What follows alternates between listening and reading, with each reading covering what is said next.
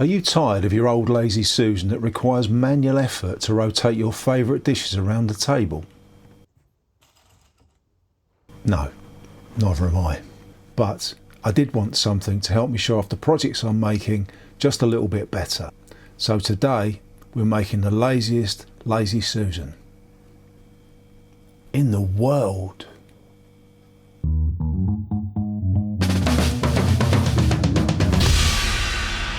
To make the box, I'm going to be using some 18mm MDF. This particular piece is roughly 95mm wide, and then I'm going to use this piece for the top and bottom. The box will be 200 by 180, so it doesn't really matter as long as it's big enough to hold the components. We're going to be using this piece for the turntable. Again, it's 6mm MDF. It's more than stable enough for this project, and it will keep it fairly lightweight. The only tricky bit is making sure that I don't drill all the way through it when we're mounting the motor, because obviously it's only 6mm, but we'll come to that in a minute. Then the bits and pieces of hardware that we need. We've got a synchronous motor, which I picked up on eBay. I've got some Lazy Susan hardware. I've got a switch, which I'm going to be using just as a one-way switch to turn it on and off, and then a few screws. I'll be cutting the circle for the turntable on the table saw, and for that we'll need a jig. So I'll show you how to make that now. I've got an aluminium runner. You could use whatever you like, but this runner is something I use for temporary jigs. It won't warp or twist, and it means I always have a suitable runner at hand whenever I need one, which you can adjust using Allen keys. No play side to side. So we've got this other piece of 18mm MDF, about the right depth for the runner, so we'll fix that on and then we'll trim it to size. So I'm using a self-centering drill bit for this. This one's the 3.6mm drill, so if I use a 4mm screw when I fix this down, it'll be a perfect size. So just align that on the edge like that. I've got some 20mm screws. These are 20mm number 4. These will fit through comfortably but won't go all the way through the board.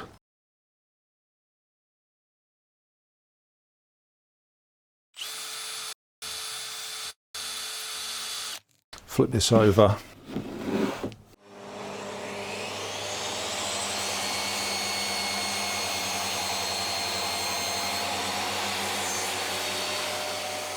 Now I need to decide how big the turntable is going to be, and I can get a 290mm diameter circle from this board.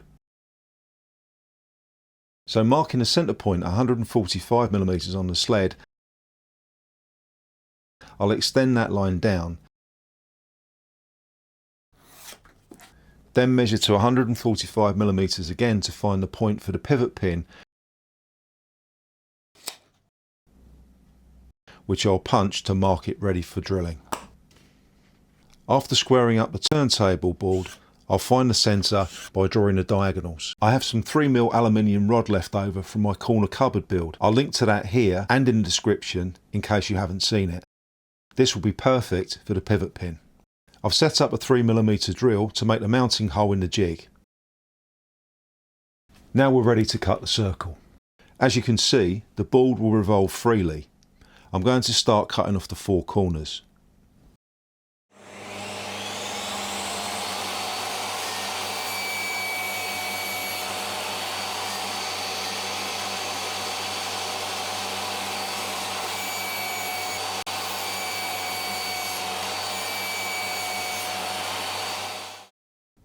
That leaves an octagon. Now I'll cut off the 8 corners I've just created.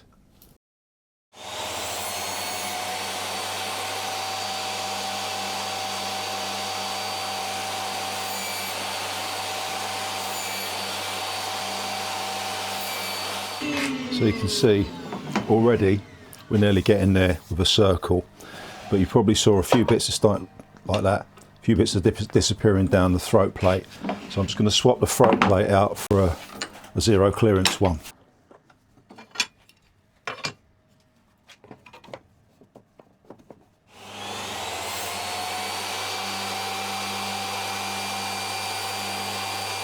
We're just producing dust rather than offcuts.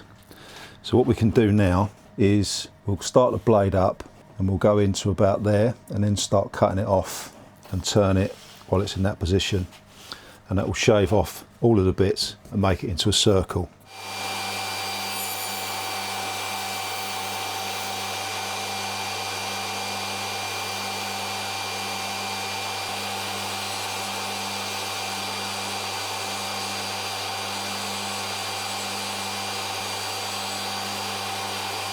Now we're left with a perfect circle 290mm in diameter, and I'll move on to cut the pieces for the box.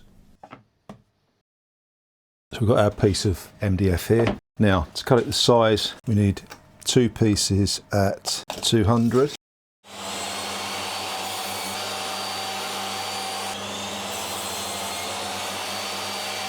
And we need 162.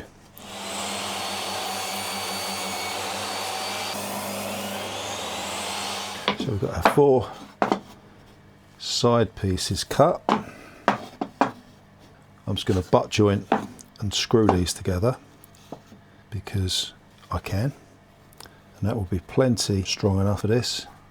That will sit like that.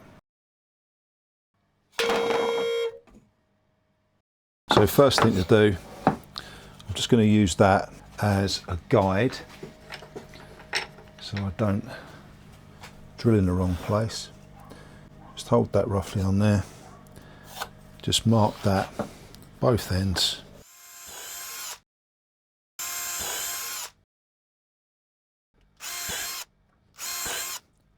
Because this is MDF, if I don't drill these first, like the board will split.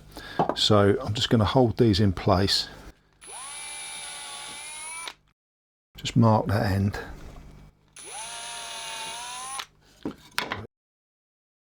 So you've got the 2 marks there.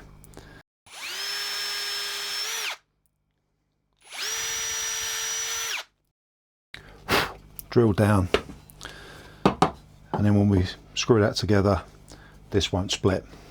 So I'll do that for the others now. There we go. No splits.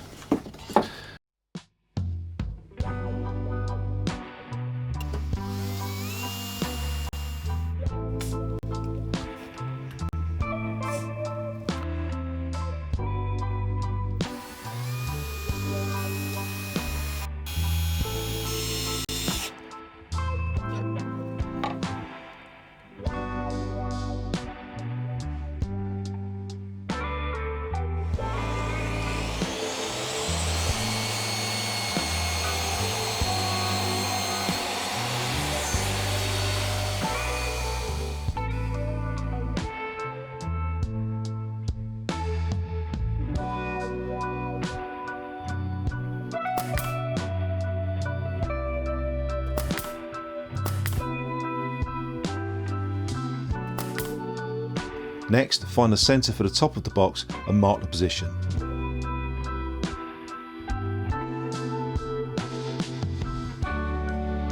For mounting the motor, I've got a piece of hardwood. This is elm, it's about 30mm square. I've already drilled a 7mm hole in the centre which will accept the spindle of the motor, but at the moment it just revolves freely, so I need to lock it into place. I'll mark the position of the spindle on the block and then lock it into place with a 20mm M5 machine screw. Start with a 4mm hole, then hold the wood in the vise and tap a thread using a 5mm tap, just using gentle pressure. Once it bites, it will pull itself into the wood more easily. Go slowly and it should work fine. Then push the motor shaft into the hole with the flat side in line with the screw and tighten it. Now I cut a hole in the top of the box using a 50mm hole saw.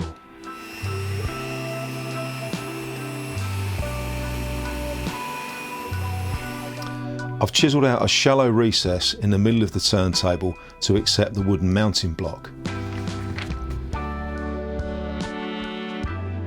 Then, using a straight edge, mark where the wooden mounting block needs to be cut to length and cut it to size.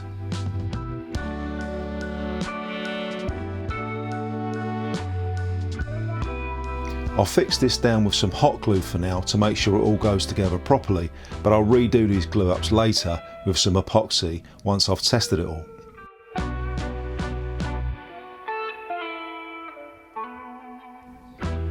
Then I need to drill access holes for the cable, get that in place and mount the switch.